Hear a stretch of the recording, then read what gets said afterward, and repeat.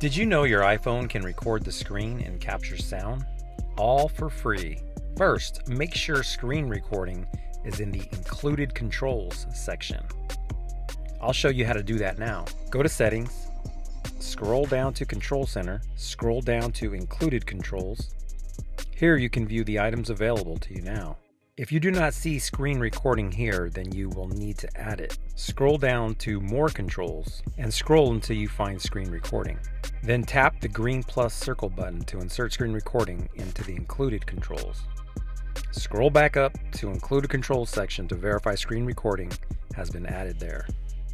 Now, to begin screen recording, open the Control Center. To open Control Center, swipe down from the top right corner of your screen. To start recording, tap the screen recording button. Then wait for the 3-second countdown. Your iPhone is now recording your screen.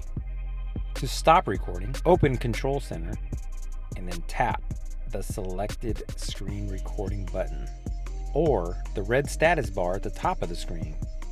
Then tap Stop. By default, your screen recording is saved to the Photos application. Go to Photos and then select your screen recording.